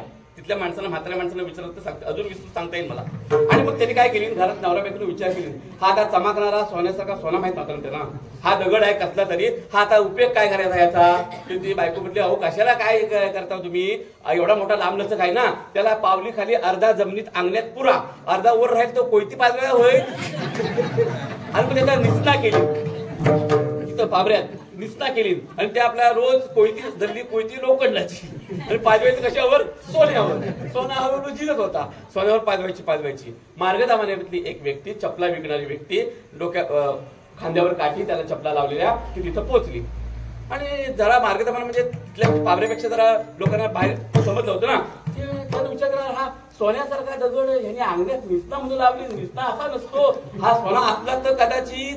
म्हणतो काय हा लावला, नाही हा मेल्या त्या नेला, आमच्या सगळ्या लोंबी कापून हा दगड द्याला, चालला चकचकीत दगड अंगण्यात ठेवलेला आहे, तुला हवाय काय बाबा, तुम्ही तो हवाय मला देत का. मग कशावर, नाही 2 चपलांचा जोड देता तुला, आणि हा दगड घेऊन. दगडाची किंमत कळली नाही, दगड काय होता माहित नसल्यामुळे त्यांनी 2 वाहना घेतली, म्हणजे 4 वाहना, बाप्याला 2 आणि बायकोला 2, 4 वाहना घेतली आणि त्याच्या बदली सोन्याचा दगड दिली. आता हा बाबा सोन्याचा दगड घेऊन आला, त्यानं सोनाराकडे घेऊन तपासला, हा खराच आहे सोना आहे, तर का होय बा हा खरा सोना आहे. मग काय करायचा, वायच जरा काल्कुनंबर लागेल तसं वापरायचा, करता भरपूर सावकार झाला. त्यावेळची जी काही व्यवस्था होती त्या अंमलदारांना कळलं आणि अंमलदारांनी सगळे शोध लावायला सुरुवात केली. एवढा बाबा तो सोना का आणलाच कुठनं, तो बोलला नाही काय खरा सांगते, मी ह्या वाहना दिल्या, त्याच्या बदली हा दगड घेतला, सोन्याचा निघाला, तो मी आपला विकून सगळा माझा व्यवहार तका चालवताय असं सांगितलं. बरोबर ते म्हणाले कुठलं आणलं तुम्हाला पत्ता दाखवा. मग ते गेले, पुण्यातली माणसं होती आणि ती सगळी व्यवस्था, सगळे त्या घोडे बिडे ते सगळे तिथं पोहोचले. कुठं, ह्या माणसानं चपलेवर तुमच्याकडनं नेला, तू आणलास कुठनं सांग. तो म्हणा मी कुठं आणला नाही, माझ्या लोंबी ज्यानं नेला तो माणूस ह्या भावात गायब होतो, त्या माणसानं मला हा दगड दिला, मला उपयोगाचा नाही, एवढ्या कोयत्या पाजवायला माझ्याकडे काय नाही, मी जल्ला दिसना माझ्या कोयतीला काय झालंच येईल, काय उपयोग त्याचा, मला भेटले त्याचा उपयोग तरी झाला, देऊन टाक. मी काय चोरी मारी कुठे केलेली नाही. त्यांनी तो शोध लावली आणि तो सगळा ढोंग उपसायला लागले. उपसता खाली सोनं सापडेल, काय सापडेल असे करता सगळे मासे, सगळ्याचा त्रास झाला आणि मग मोठा ढोंग होता. सगळ्या प्रकारच्या त्यावेळेच्या व्यवस्था वापरल्या आणि सगळ्या निघाल्यावर खाली एक चिंगूल होता. चिंगूल माहितीये, चिंगूल होता त्याच्यात एक. मग त्या चिंगुलाला अशी बोंब मारली. आता हे सगळं खोटं वाटेल पण हे खरं आहे. आता ते का खोटं वाटतं आपल्याला, एक विस्तृत कीर्तन त्याच्याकरता होईल, पण आपल्याला नवरा संपवायचं आहे. आणि मग त्यांनी काय केलं, त्या चिंगलानं अशी एक बोंब मारली म्हणे. बोंब मारली म्हणजे एक अशी उडी मारली. त्या उडीचा असा परिणाम झाला की एक मोठा पाण्याचा ओघ खालून वरती असा उडाला वर जोरात. काय झालं म्हणायचं असं, म्हणजे जमिनीतनं मोठीशी दुभंगली जमीन आणि भरपूर पाणी वरती आलं आणि पाणीच पाणी झालं. लोक पळाले, कसे बसे बाजूला झाले. आता तुम्ही म्हणजे सगळं कशावरून, तुम्ही होतो काय तेव्हा, मी तेव्हा नव्हता, पण तेव्हा जी उलटा पालत झाली त्यावेळेला तिथली झाडं उलटी झाली, शेंडे गेले खाली आणि बुंदे झाले अजून बघायला मिळतात. आहे ना. अजून सारखा वर्गामध्ये अशी परिस्थिती बघायला मिळते. मला सांगायचा मत अर्थ काय, या सगळ्या गोष्टी खऱ्या आहेत पण आपल्याला त्या खोट्या वाटतात का, आपल्याला त्याचा अनुभव. समजा ज्या गावामध्ये एका वस्तीमध्ये लाईटच माहित नाही, लाईट काय असते माहित नाही, त्याला तुम्ही जर सांगितलं आम्ही असा बटन दाबलेला की असा गोल गोल पंखा फिरतो आणि आम्हाला वारा लागतो, त्याला खरं वाटेल काय? ही येड कुठला हात कुठं होतो की वारा. त्याला तुम्ही सांगितलं किंवा और अशी 8 लाखाची 6 चाकाची लाल रंगाची गाडी येते आणि ती गाडी थांबली की त्या गाडीत चालत फक्त वर जायचा आणि गाडीचा दरवाजा लागला ती निघाली की 8 तासात पाय न हलवता न चालता मुंबईत पोहोचते. ज्याला एसटी प्रवास काय माहित नाही, त्या काळातल्या जुन्या काळातल्या लोकांना हे सांगितलं असं कुठं होईल काय, पाय विषय तुझं एसटी माहित नाही, त्यांना एसटीचा अनुभव नाही, त्यांना एसटी काय करणार, पंख्याचा अनुभव नाही, त्याला पंखा काय करणार. तसं या ज्या काही घडामोडी घडल्या त्याचा आपल्याला अनुभव नाही तर आपल्याला काय करणार, आपल्याला ते कुठंच वाटतं का नाही, आपल्याला त्याला काही खरं कळणार नाही. बघा ना, आता आम्ही म्हणतो काय आमचा धर्म हिंदू धर्म आणि काय त्याच्यात सगळ्यात खोटा सांगितलं, काय काय खोटा आहे. तो म्हणे नाही देवाचा 4था अवतार झाला तर त्या 4थ्या अवतारात देव कसा होता, अर्धा होता,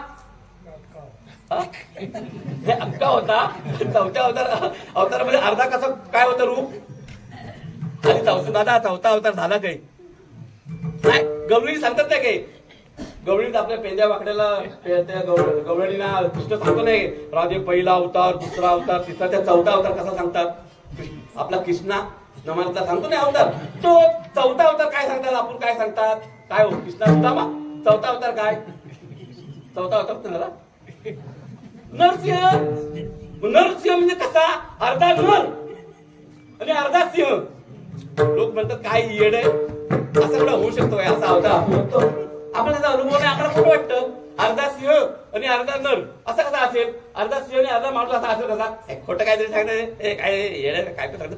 पुराणातली वांगी पुराणात ह्या सगळ्या गोष्टी आहेत, गोष्टी नाही बाबांनो, तर काय इतिहास आहे, इतिहास आहे. कसा आहे आता बघा, हे जे 4थ्या अवताराचं नरसिंह रूप आम्हाला मान्य नाही, आम्ही विज्ञान युगातली माणसं आहोत, पण आम्हाला हे मान्य आहे. आज तरुण पिढी आता इथं कमी आहे पण आपल्या तरुणांना हे विचार तुम्हाला सांगतील. आता आपणही बरेच गुगलवर सर्च करू शकतो, जगाशी जोडले गेलो आहोत, आपण त्याचा अभ्यास करू शकतो. काय आहे आजच्या काळामध्ये जर आपण पाहिलं तर अनेक गोष्टीचं क्लोन केलं जातं. क्लोन म्हणजे 2 वेगवेगळ्या पद्धतीची एकत्र आणल्या जातात आणि तिसरीच, जसं 2 रंग एकत्र आल्यावर तिसराच रंग निर्माण होतो. हळद आणि चुना एकत्र आणला तर कुठला रंग होतो, त्यात लाल रंग न टाकता लाल होतो. तसं त्यांनी काय केलं, विज्ञानानं काय केलं, अर्धा वाघ आणि विष्णात अर्धा कोण, अर्धा सिंह, ह्या दोघांना एकत्र केलं. म्हणजे कापून एकत्र नाही केला, ते क्लोन केलं, एक पद्धत केली, ती एक विज्ञानानं एक प्रगती केली आणि अर्धा सिंह आणि अर्धा वाघ असं एकत्र करून एक तिसराच प्राणी निर्माण केला. आता त्या नवीन प्राण्याचं नाव ठेवायचं होतं, मग काय नाव ठेवलं, काय ठेवलं विष्णात, अर्धा सिंह आणि अर्धा वाघ. सिंहाला काय म्हणतात इंग्रजीत, लायन, आणि वाघाला काय म्हणतात, टायगर. लायन आणि टायगर यांच्यापासून एक नवीन प्राणी निर्माण केला, त्याला काय म्हणतात, लायगर. बघा, टायगर म्हणजे वाघ, लायन म्हणजे सिंह. लायन मधला लाय घेतला, टायगर मधला गर घेतला आणि लायगर नावाचा नवीन प्राणी निर्माण केला. आज तो जिवंत आहे, आपण पाहू शकतो आणि आपण नाकारू शकत नाही. आम्हाला मान्य आहे सर्वांना की टायगर आणि लायन पासून लायगर नावाचा नवीन प्राणी निर्माण होऊ शकतो. आम्हाला काय मान्य झालं, आम्ही तो पाहिलाय, आम्हाला त्याचा अनुभव आलाय, आम्हाला त्याची माहिती आहे, आम्हाला अनुभव असल्यामुळे आम्ही तो मान्य केला. पण जर टायगर आणि लायन मिळून लायगर बनू शकतो तर नर आणि सिंह बनून नरसिंह नाही होऊ शकत. जे आम्ही माणसं बनून करू शकतो ते देवाला नाही करता येणार, सहज करता येईल की नाही, आम्ही ते समजून घेतलं पाहिजे. आता 10व्या माळ्यावर पाणी पोहोचवण्याकरता आम्हाला मोटार लावावी लागते. बटन दाबलं, मोटार सुरू झाली, त्याला पंप पाईप, मग पाणी 10व्या माळ्यावर लावून टाकीत पडते, बरोबर आहे. मला सांगा, भगवंतानी नारळाचं झाड बनवलंय, देवाची करणी, मशीन कुठे लावली आहे का नाही, मशीन कुठे आहे, जमिनीत पाणी कुठे आहे, जमिनीत आहे का, नारळवर फुटका असतो आणि आकाशातला पाणी चाटक पक्षी जसा खातो तसा नारळ काय साठवून ठेवतो नाही ना. त्या नारळात पाणी जातं कुठून, जमिनीतलं पाणी नारळाच्या शेंड्यावर असताना नारळामध्ये जमा होतं. देवाची करणी आहे, नारळात पाणी आहे, त्याला मोटर कुठं दिसत नाही. हे आम्हाला तर मान्य आहे, पंपानं पाणी दहाव्या माळ्यावर सोडू शकतं, तर ते देवानं केले ते आम्हाला मान्य असू नये. नारळाचं जमिनीचं पाणी वा वा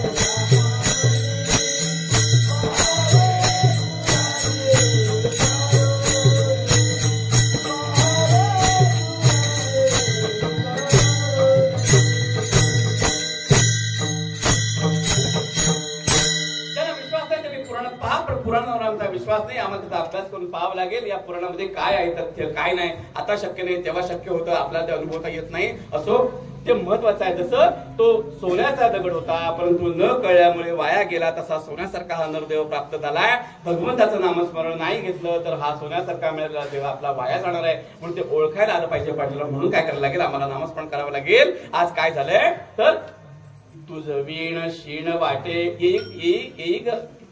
येई का देवाला बोलावी लागते. म्हणजे देव आत्मा नाही आहे का आहे, पण असून नसल्यासारखं आहे. आपल्याला तेव्हा न कळल्यामुळे त्याचा फायदा नाही ना. काय सोनं आहे पण त्याचा फायदा नाही झाला, त्याचा निष्ठा म्हणून वापर झाला. त्याचा देव आहे त्याचा उपयोग काय नाही, असून नसल्यासारखं आहे. म्हणजे मेलेल्या माणसात आणि आपल्याच्यात काही फरकच नाही असं झालंय. त्याचा उपयोगच नाही, त्याचा उपयोग होत नाही काय. आणि तो उपयोग होण्यासाठी देवा तू जागृत हो, येई का. आणि मग काय होईल, तू नसल्यामुळे काय तोटा झालाय. तुझं विण शीण वाटे, आम्हाला सगळं जीवन कंटाळवाणं वाटतंय, आम्हाला दुःखात आम्ही लोळतोय असं वाटतंय, आम्हाला क्षणाक्षणाला त्रास होतोय, आम्हाला खूप त्रास होतोय, वेदना होत आहेत आणि नको नको असं वाटतंय. म्हणून आत्महत्या देखील वाढल्या आहेत. नको जीवन संपवण्याकरता ते सोपं वाटायला लागले. लोक आत्महत्या करायला लागले. का अशी अवस्था आली तर काय झालंय, देव आमच्यात आहे असून नसल्यासारखा आहे आणि म्हणून त्याच्यामुळे आम्हाला शीण आलाय.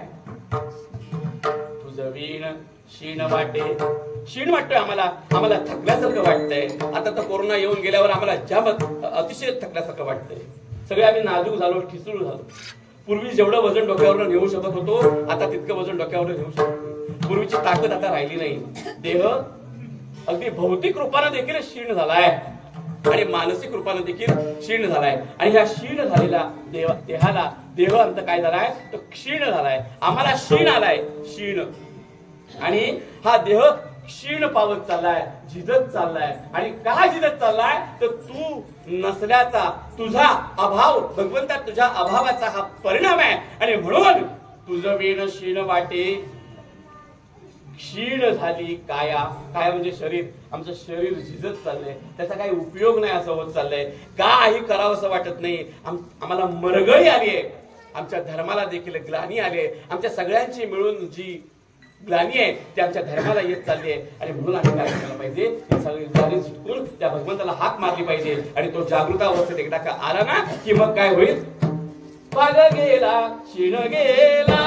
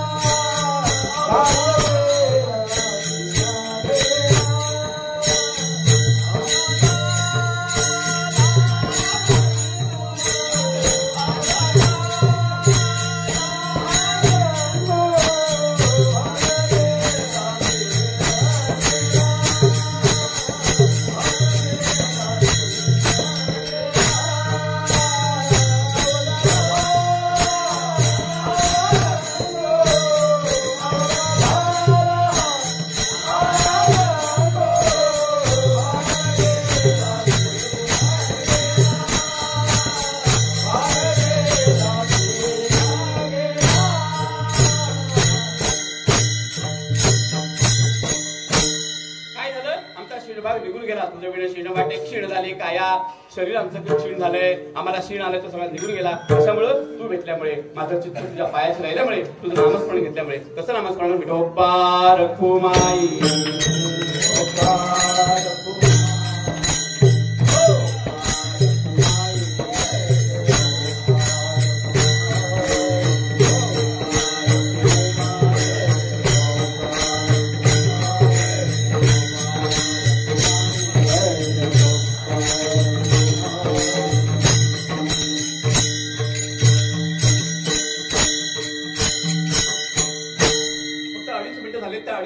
आपण उपयोग करून घेऊया. बघा, आम्हाला कुणीतरी सांगितलं भगवंताचं नामस्मरण करून घ्या आणि ते असं सांगितलं, खोटं सांगितलं, पण आम्ही आमच्या मनापासून प्रयत्न केला, त्याचा उपयोग होणार का? नक्की होणार. एक ब्राह्मण काका होते आणि मग ते एका नदीच्या काठावर जाऊन बसले आणि त्यांची साधना सुरू केली. त्यांनी प्राणायाम सुरू केला सगळ्या प्रकारचे आणि ती सगळी साधना करता करता करता करता त्यांनी एका नाकावर बोट ठेवलं, दुसऱ्या नाकावर श्वास घेतला, मग या इकडच्या नाकावर बोट ठेवलं, या नाकावर श्वास घेतला. हे सगळे त्याचे प्राणायाम वगैरे सुरू होतं. तिथे एक सर्वसाधारण माणूस आला, त्याचं नाव मनमौजी. गुलाम होता तो, खरोखरचा होता. हा मनमौजी तिथे पोहोचला आणि तो म्हणाला, काका काका काय करता? काका म्हणाले, आता हे खऱ्या गोष्टी तर ह्याला सांगायच्या झाल्या, त्याला काय समज, मी प्राणायाम करतोय, मी अमुक करतोय, मी तमुक करतोय, माझ्या साधना याला काय कळणार नाही. आणि तितकं सांगून गेलो तो पुढे पुढे प्रश्न विचारताय, तेव्हा आपला एकदा काहीतरी उत्तर दिला की हा निघून जाईल. चादरीवाले येतात, घ्यायची नसली की 300 रुपयाचं साधं 3 रुपये देतो की विचारायचं, कशाला सांगतोय तो लगेच निघून जाईल. तसं आपला याला उत्तर द्यायचं, कसं उत्तर द्यायचं, घ्यायचं नाही ना आपल्याला, असं उत्तर द्यायचं ना. त्यांनी पटकन सांगून टाकलं, काय नाही, नाक दाबून धरलं की देव भेटतो. निघून गेला तो. नाक दाबून भेटल्यावर देव भेटतो, नाक दाबून ठेवलं देव भेटतो. तुम्ही त्यांनी करून पाहिलं होतं, नाक दाबून ठेवलं, आता मला देव भेटेल. नाक दाबून श्वास कोंडला, अगदी श्वास कोंडला. आता नाही, अरे देव अजून का भेटत नाही. आणि एकदाच नाक सोडलं, देव आला तर तुम्ही लगेच नाक सोडल्यामुळे तो निघून गेला. परत नाक झालं पाहिजे, पुन्हा नाक असं झालं. आता म्हणाले, आता दृढ निश्चय केला की आता नाक सोडायचंच नाही, काय झालं तरी देव आल्याशिवाय नाक सोडायचं नाही म्हणजे नाही. आणि जोरात नाक धरून ठेवलं आणि मग अगदी तडफडायला लागल्याबरोबर भगवान परमात्मा तिथं हजर झाले आणि म्हणाले, सोड नाक सोडलं, मी आता आलोय. तू आलाच खरा, नक्की देव आहे कशावरनं? त्या बामणाला विचारायला लागेल मला, आज देव आहे काय? अरे मी देव आहे, त्याला मी नाही दिसणार, तुला दिसणार. तू मनापासून मला हाक मारले, तू माझं जे काही केलं ते मनापासून नाक धरून केलंस ना, तुला मी पावलं त्याला दिसणार नाही. तू दिसणार नाही त्याला खोटा आहे. मला काय त्यानं मला नाक द्यायला सांगितलं, त्याने सांगितलं हा देव आहे तर मी मान्य करीन. त्याला घेऊन लगेच घेऊन गेला, लगेच आला आणि तो ब्राह्मण म्हणायला लागले, तो म्हणा मी काय आता काय नाक धरून देव भेटतो काय मनात म्हणतात. आता मी सांगितलं त्याचा एकदा खोटं बोलल्यावर 100 कोटी बोलावे लागतं. तो खोटं करायसाठी खोटा सिद्ध करायसाठी तो ब्राह्मण तिथं हजर आहे. म्हणजे काय झालं देवाला आहे. तो हा काय देव उभा आहे, कुठं आहे? अरे पितांबर आहे, हा सगळ्या पुन्हा सांगितलं त्यानं. तू म्हणतो मला दिसतच नाही, देवच नाहीये. देवा तू मला दिसतोय आणि याला दिसत नाहीस. यानं सांगितलं म्हणून मी साधना केली आणि नाक धरलं. तू आलास, पहिल्या वेळेला माझा प्रयत्न फसला, दुसऱ्या वेळेला मी नाक दाबून धरलं, जीव जायची वेळ आली, परंतु मी नाक सोडलं नाही. तू हजर झालास आणि आलास, चांगली गोष्ट केलीस. पण तू खरा आहेस ना, याला दिसला पाहिजे, याला त्या ब्राह्मणाला दिसला पाहिजे. दिसत नसेल मला नाक कुठं गेलाय नाही, आता परत नाक धरी, नाक सोडणार नाही तोपर्यंत, ह्याला दिसणार नाही तोपर्यंत. आणि धरून त्याचं नाक धरलं, म्हणा स्वतःला पहिल्यांदा ह्याला दिस नाक धरून ठेवलं आणि मग त्यालाही दर्शन दिलं भगवंतानं. त्याला दर्शन दिलं, त्या ब्राह्मणाला आश्चर्य वाटलं. अरे बापरे, जो ऋषी मुनीच्या ध्यानात येत नाही, सर्वसाधारण तुमच्या मागे उभा राहतो आणि आपल्या ध्यानात येतो, ध्यानी नाही. आता 9 वाजले की चरण पण आठवत नाही.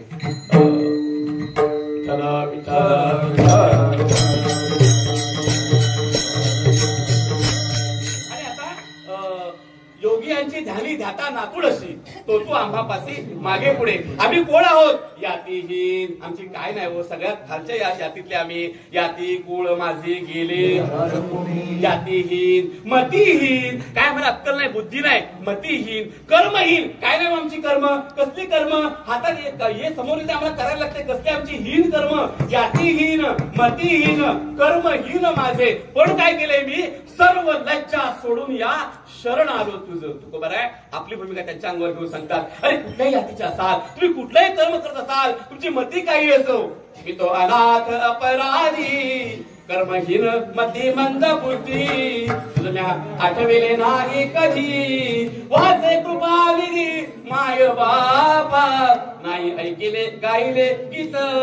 कशी तुम्ही असाल, जरी तरी काय करा, सर्व लाज सोडून टाका आणि सर्व लज्जा सांडून या शरण आलो तुझ. लाज तेवढी नारायणी, वाकडी वाणी पोरावे पोरांशी बोलताना, लहान मुलांशी बोलताना बोबडे बोलतो, बाबा फोटोय असे बोबडे बोलतो. आणि देवाचं नामस्मरणाला आपल्याला काय लाज वाटते, म्हणून सोडिले रांडेने सुपंच मार्ग, चालविले जग यमपंथे. त्या लाजेला शिवी देऊन महाराज म्हणतात, त्या लाजेनं काय केलंय, चांगले मार्ग नाहीसे केले आणि वाईट मार्गाला जगाला लावलंय. ती लाज सांडून टाकून इथं शरण आल्यानंतर भगवान आपलासा करता येईल. ज्यांच्या योगाने भगवान आपलासा करता येईल त्या संतांचं वचन करूया. ज्ञानेश्वर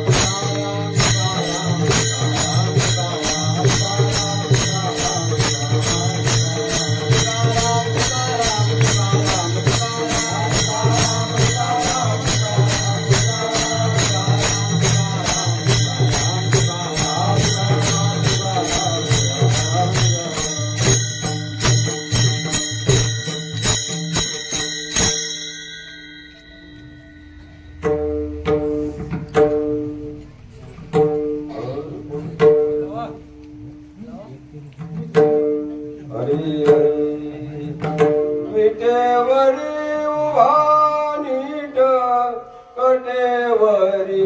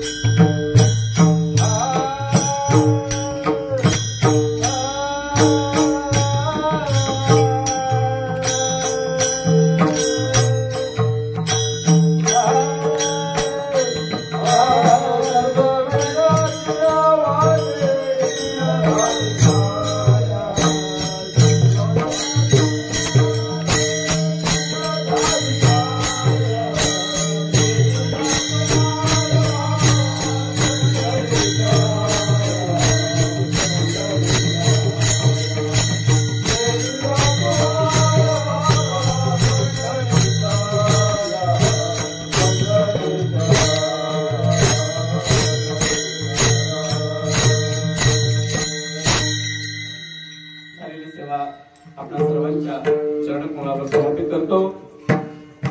7 आरोपी आहेत. आरोपीचं पहिलं नाव आहे निवृत्ती, दुसरा आरोपी आहे ज्ञानदेव, तिसरा सोपान, चौथ्या मुक्ताबाई, एकनाथ, नामदेवनी, तुकाराम. 7 आरोपी आहेत. काय आरोप आहे त्यांच्यावर? हे कधीच धर्मानं वागले नाही. हे सगळे संत कधीच धर्मानं वागले नाही हा त्याच्यावर आरोप आहे माझा. आणि मग एवढा मोठा आरोप? होय, हे माझे संत जे वागले तो आमचा धर्म आहे. धर्मानं ते वागले नाही, तर संत आमचे जे वागले तो आमचा धर्म आहे. आणि तो धर्म तुम्हाला आम्हाला टिकवायचा आहे. तुमच्या चरणावर सेवा समर्पित करून सेवेला पुढे राहू. जय विठ्ठल, जय जय.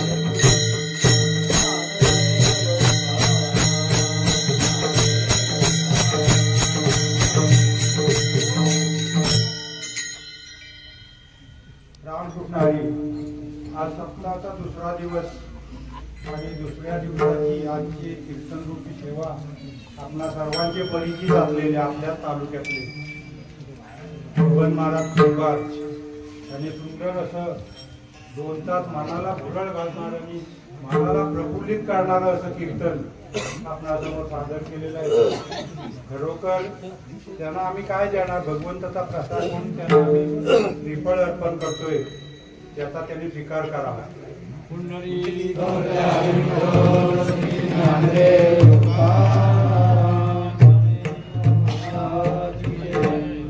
आज दुसऱ्या दिवसाचे नित्याचे कार्यक्रम पत्रिकेप्रमाणे चालू आहेत. आणि आज सुद्धा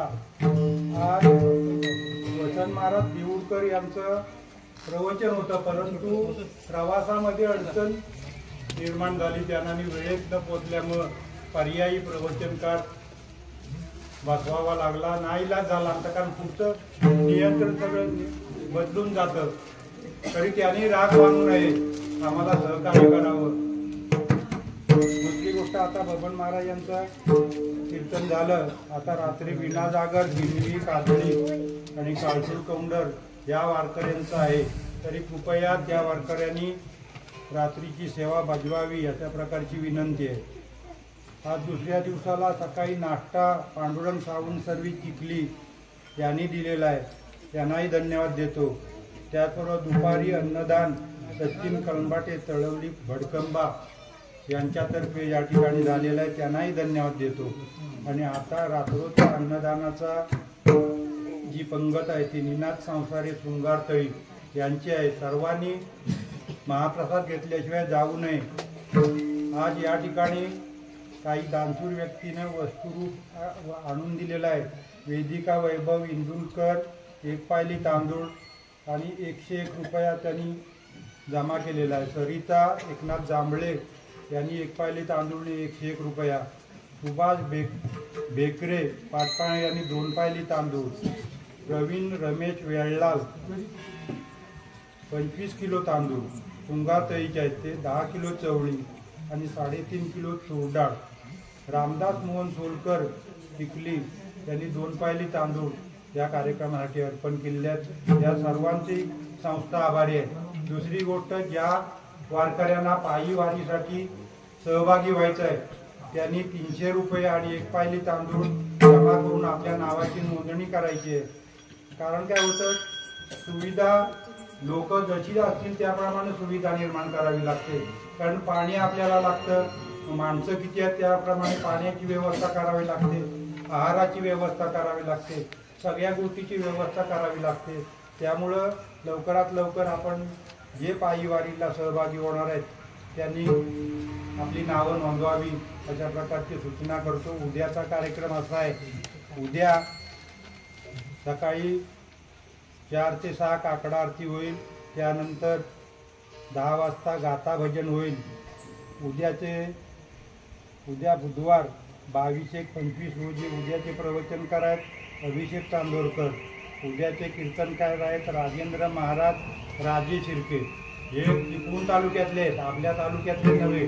बऱ्याच जणांच्या परिचयाचे पण नसतील कदाचित. जास्तीत जास्त मंडळी आपल्या मित्रमंडळींना वगैरे सगळ्यांना सांगून जास्तीत जास्त भाविक मंडळी उद्याच्या कार्यक्रमाला उपस्थित व्हा. सुंदर विश्लेषण करणारा वक्ता आहे, सर्वांनी ऐकायला या आणि त्याचा लाभ घ्या.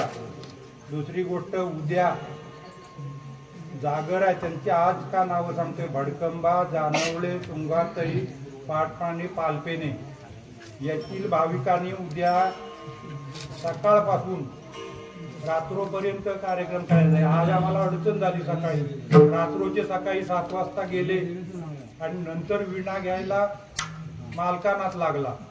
मालकांना कोणी सोडवायची, मग मला यावं लागलं. मला कोणी सोडवायची म्हणून तिसऱ्याला हाक मारावी लागली.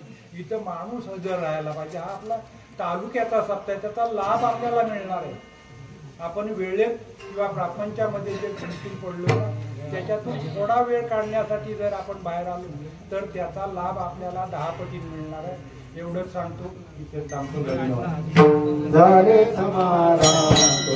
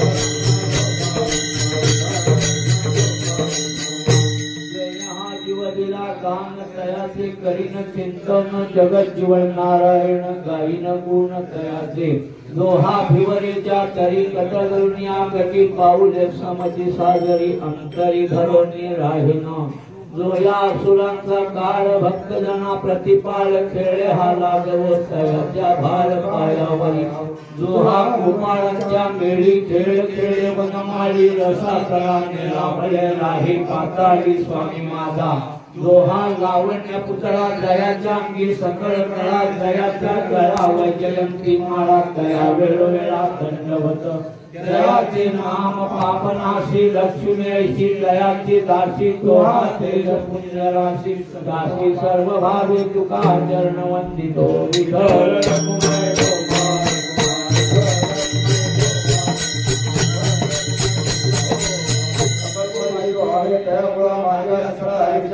कल्पनेची बाधा न कोणीकारी अहंकाराचा वारा न लागो राहायचा माझ्या आयुष्याचा भाविका नामा म्हणे ते असावे कल्याण जमुखी निदान मागणे दुर्गुण आहे देशने तरी पाय पाडला या संतांची नेवी माझ्या आनंद मागू देवा तुका म्हणे आता उदार तो